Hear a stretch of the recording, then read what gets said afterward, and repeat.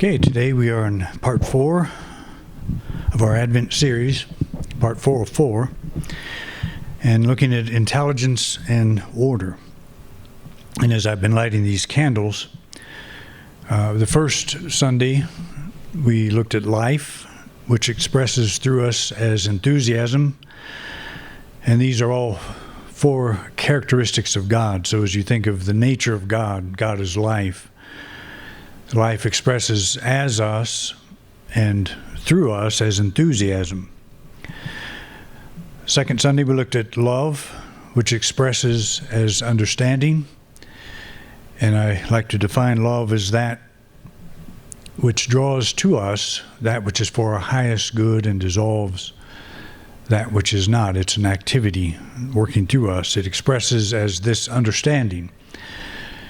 So when we affirm that love is in charge, we're willing to have drawn to us that which is for our highest good. We may not always recognize what that is, but we affirm that it is true, and that that which is not for our highest good is in the process of being dissolved. And that doesn't always look and feel comfortable, but that's where understanding comes in. Last Sunday we looked at the characteristic of power, which expresses through us as strength, and that can be strength of faith, strength to carry on. It can be a physical strength, strength of character, strength of vision.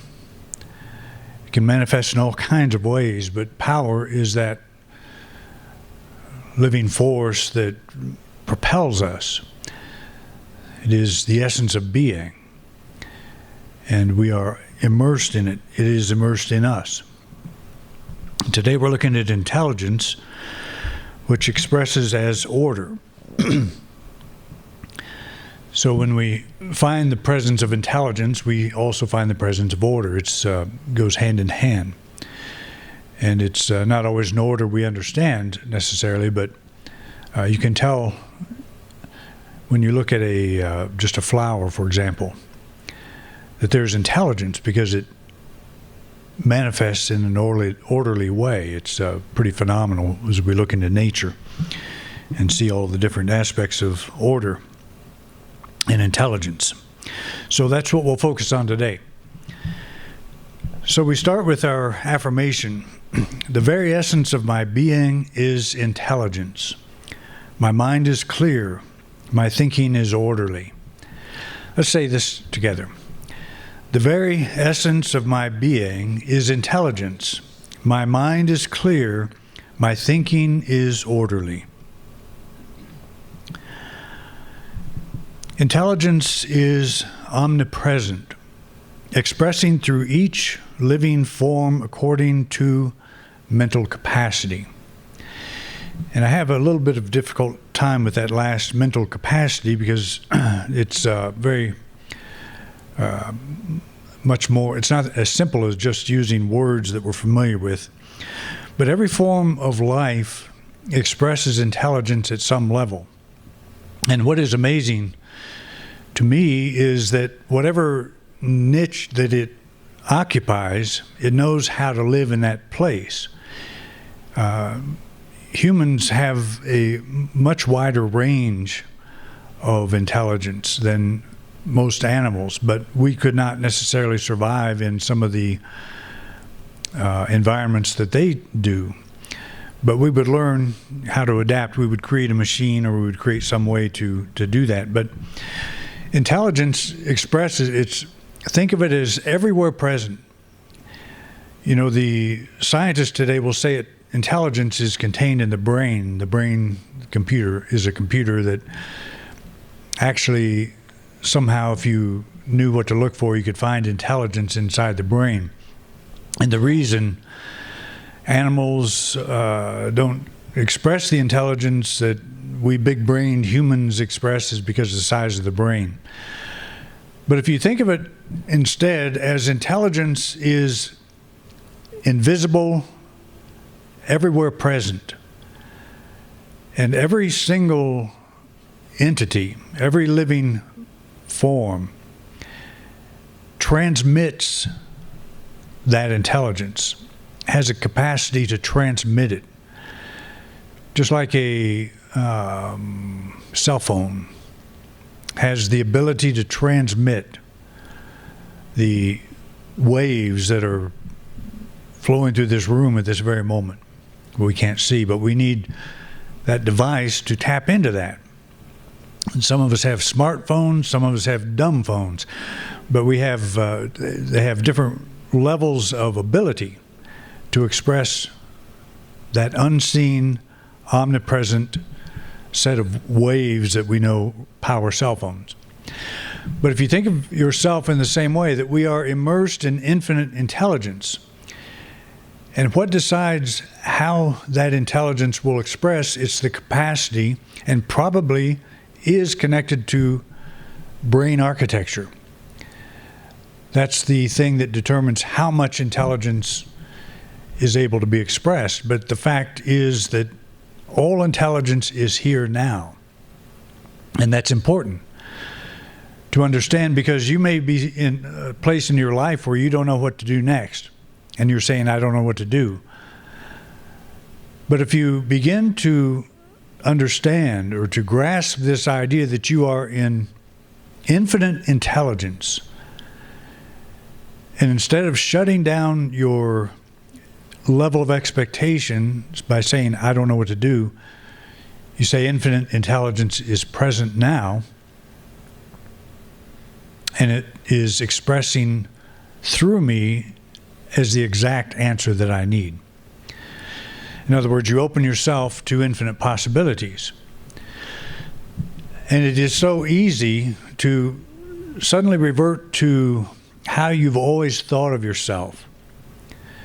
I've only got so much experience. I've only got so much know-how, so much knowledge. And so we're trying to live life from a limited part of ourselves. And when we encounter a challenge, our first reaction is usually to revert back into that self-image that is just so intelligent or so limited, can only do so much. So what we want to do is get in the habit of, instead of reacting that way, to take the action, affirmative action of saying, I am immersed in infinite intelligence now. It doesn't matter how ignorant I feel, the presence of God as intelligence is here now. And so I open the aperture of my mind just a little more by saying something like that, by affirming the very essence of my being is intelligence. My mind is clear, my thinking is orderly.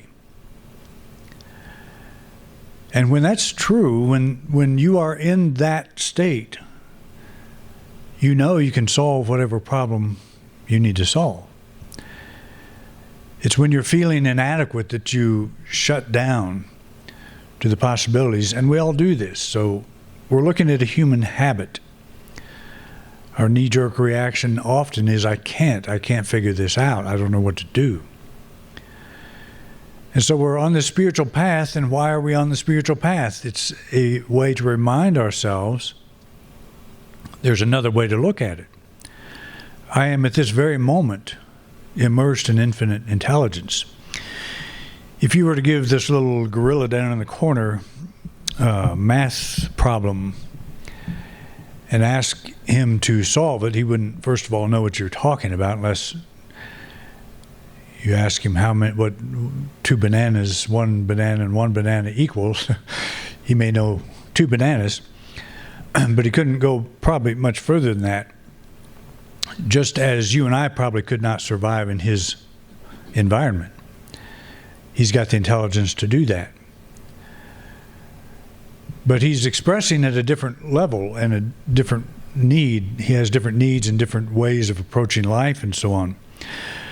But still, the infinite intelligence is just as available to him. He just doesn't have the same capacity to tap into it.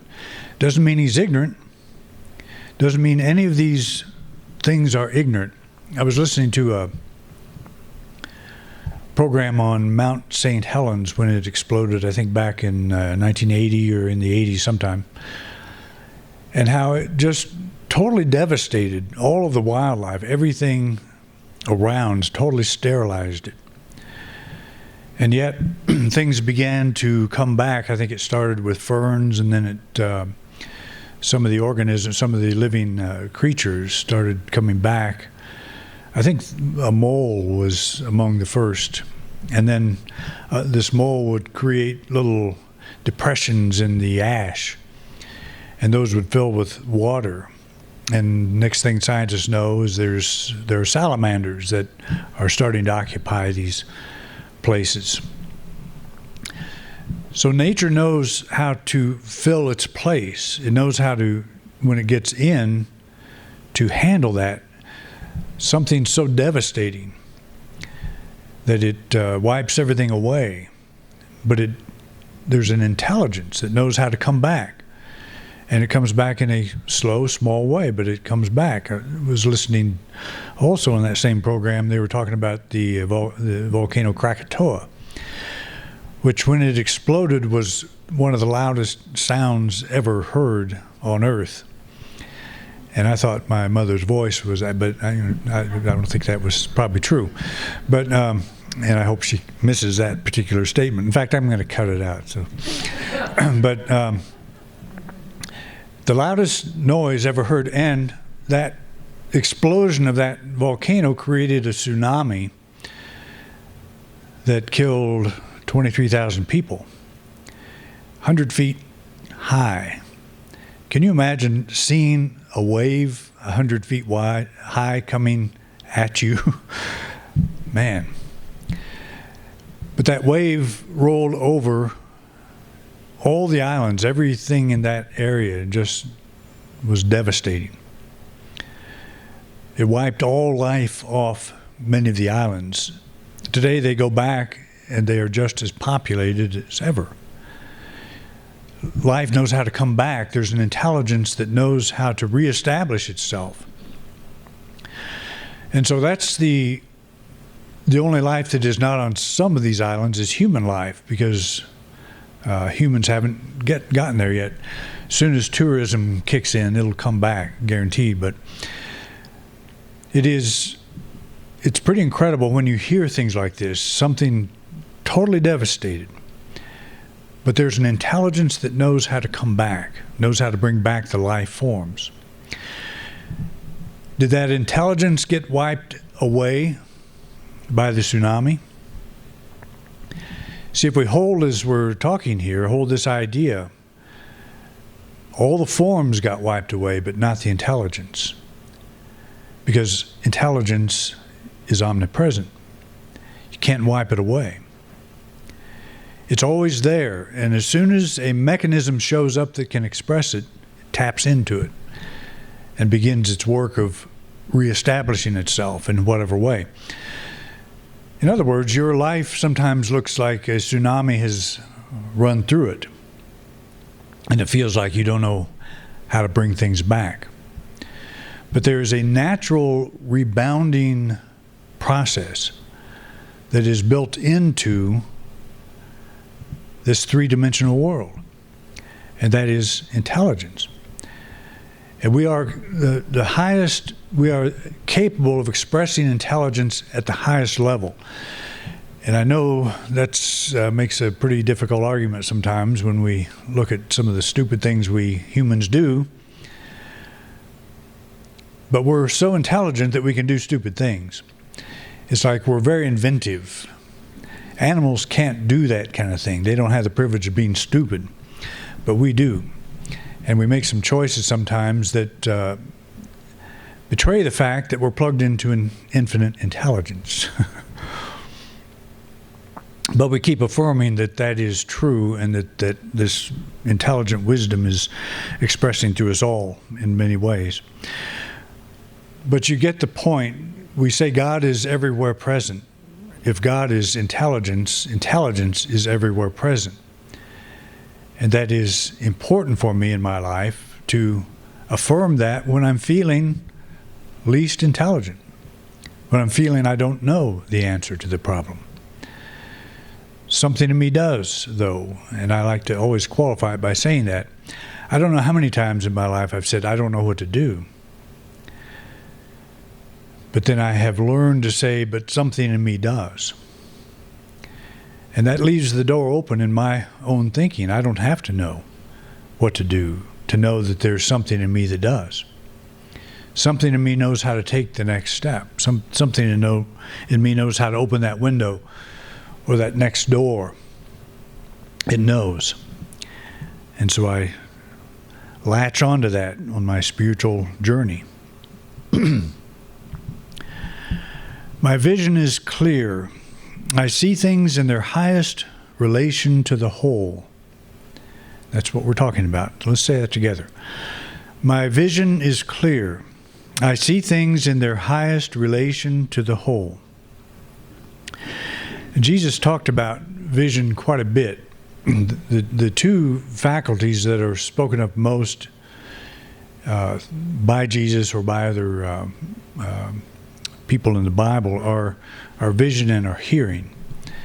If you have eyes to see and ears to hear, we're talking about a level of vision that's not the eyes. The eyes we're talking about are something else. It's intuition. It's intuitive insight. He said the eye is the lamp of the body. And that's not the physical eye. It's the imagination. It's the ability to see beyond appearances. The eye is the lamp of the body. So if your eye is sound, your whole body will be full of light. And your whole body is your life. It's your whole being, that which you call your world. Include your body, and it is the body of your circumstances. If your eye is single, if your seeing practice is focused on what is true, I am now immersed in the intelligence of God, and the intelligence of God is now immersed in me. We keep the eye single, and the whole body of our life becomes full of light, and that means full of intelligence. Light is intelligence. What's the picture mean when you see the guy with the light bulb in the cloud over his head? What's that mean? He's got an idea. Intelligence, light. So it makes sense when you approach it from this point of view. You see, we are so inundated with this notion of sin, and I've talked a lot about that. But sin it means to miss the mark. And what we have done is defined sin and taken our eye off what do we mean by the mark. There's a million sins. I was reading about the 7 deadly sins. Probably committed 3 of those on the way over here this morning. I don't know. But we're focused on all the ways we can miss the mark.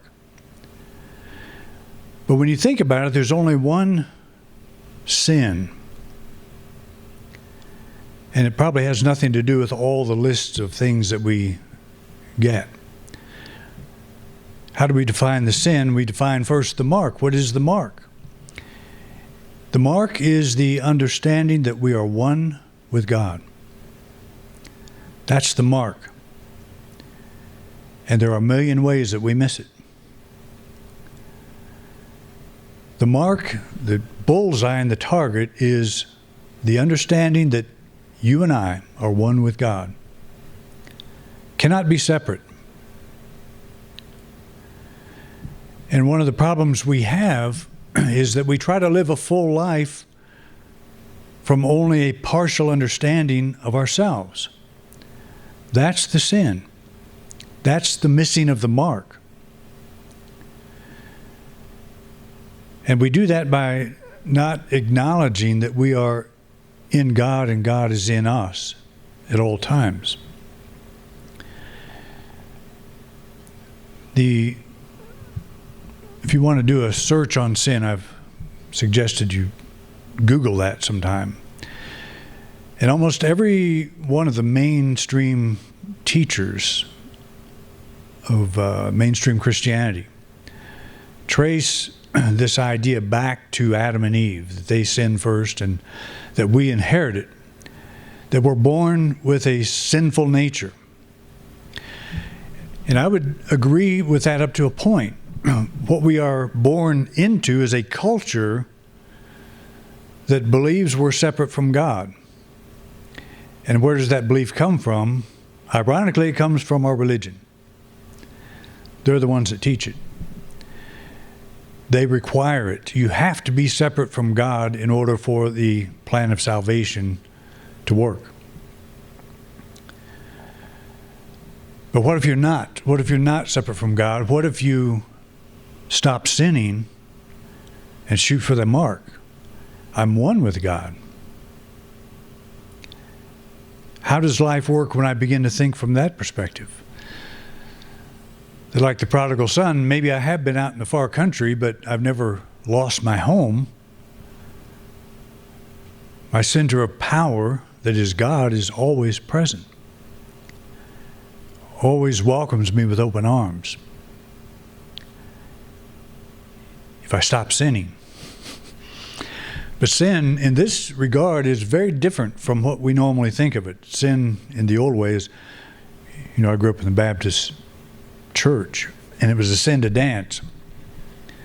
Well, it kind of is when I dance, but some people think that's the way you express God is through dance. So who's the sinner?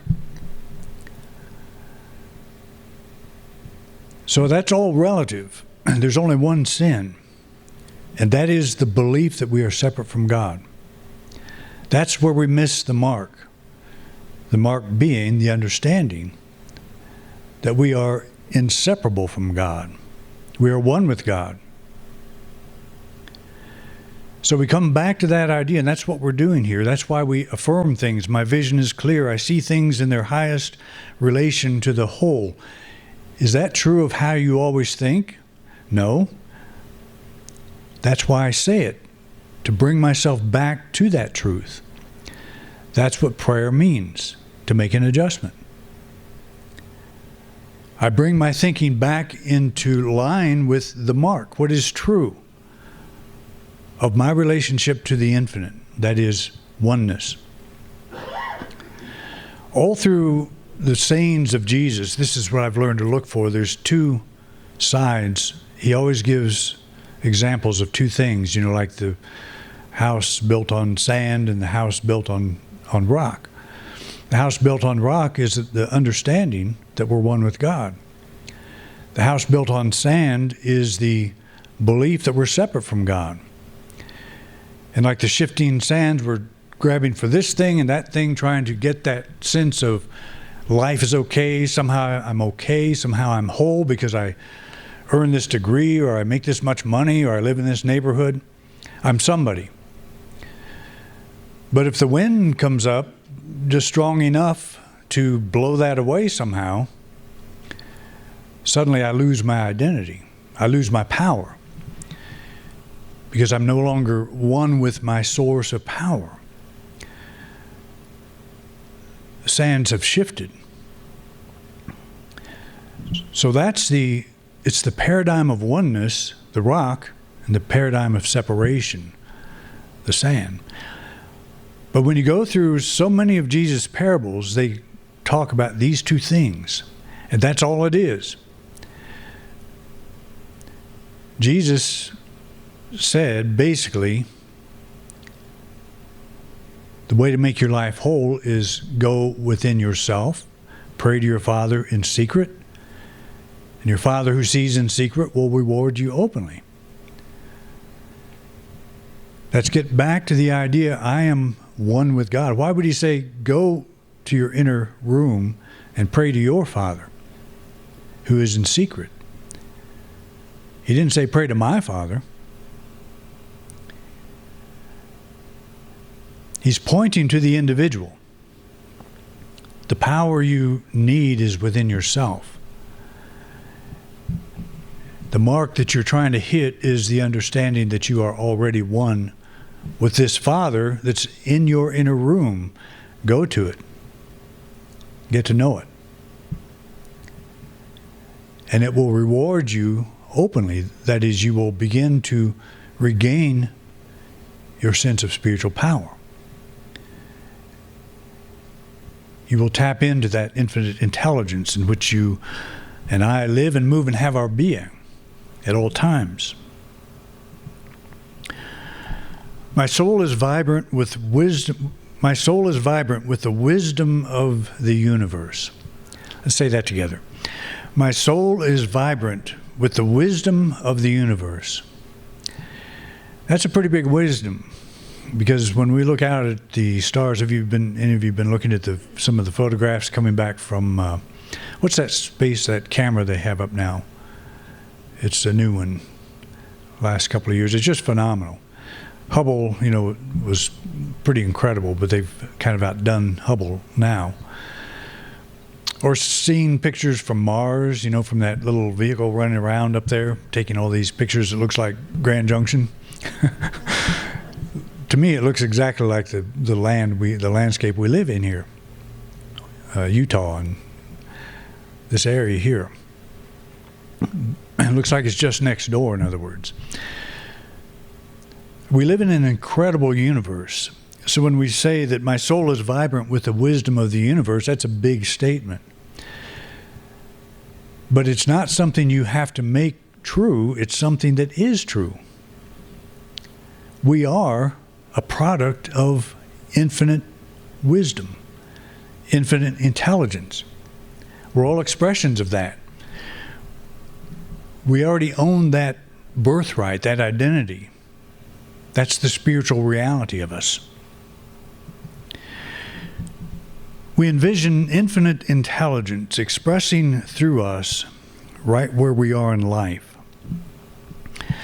And again, you have to think of all these little creatures that go repopulate an area that's been devastated. It's like infinite intelligence is expressing through each one of them. If it does it for them, surely it'll do it for me. Surely there's some connection there that I'm not getting when I'm feeling so alone, so isolated. That's part of our human experience, and we all understand that. We all have those moments where we feel alone. We question whether or not there is a God. And we should. We should be so open-minded that we can ask that question. If there is a God, let me see you. Show me. When we ask that question, not sarcastically, but honestly, we will be shown. We will be shown how it is with us all the time. It's a subtle energy, and it is expressing as the very life that we are. The awareness that we have. What is that? What is our awareness? Our ability to be aware that we're in this room, surrounded by other people, that we have lived a life and we have memories, we have things we can recall. All of that is intelligence, and we're drawing upon it at all times. There is no limit to what it can be, especially when we affirm something like, my soul is vibrant with the wisdom of the universe.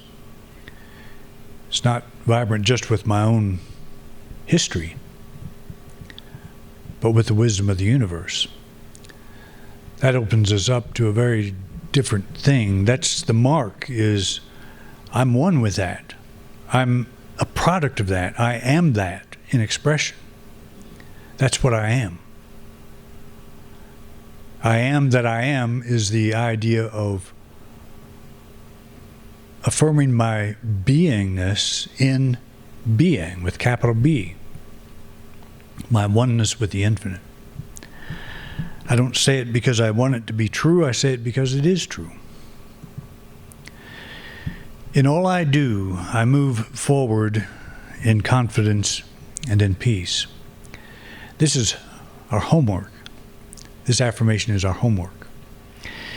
In all I do, I move forward in confidence and in peace. Let's say that together.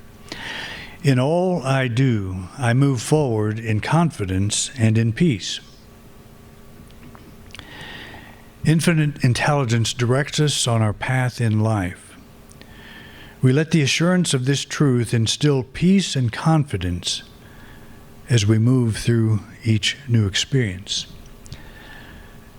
In all I do, I move forward in confidence and peace. So we take this statement with us, not just as words, but as knowing. And every time we find ourselves saying, I'm not sure what to do next, let's not finish that sentence. Let's stop and say, in all I do, I move forward in confidence and in peace. And that means right where I am in this moment in life when it seems totally contradictory. It's a very important idea. I live in the infinite intelligence of God right now. I'm in it, and it's expressing in and as me. I don't have to ask for it. To ask is to become aware that it's true. You don't ask for a loaf of bread and get a stone. You don't ask for a fish and get a serpent. You affirm what is true of yourself. Infinite intelligence directs us on our path in life. We let the assurance of this truth instill peace and confidence as we move through each new experience. All right? This concludes our Advent series, and we'll put the icing on the cake next Sunday with our Christmas story. So thanks for coming out. Thank you for watching this week's program. If you enjoyed this video, please share it with others. We want to reach as many people as we can, and we appreciate your help. If you'd like to help support this ministry, just click the donate card at the top right-hand corner of your screen. Your financial support means a lot to us. We have many subjects in our video lineup, so feel free to take a look. If there's a topic you don't see and would like me to address, just put it in the comment section. I'd love to know what's on your mind. To subscribe to this channel, simply click our logo. Thanks again for your interest in independent unity, and have a wonderful week.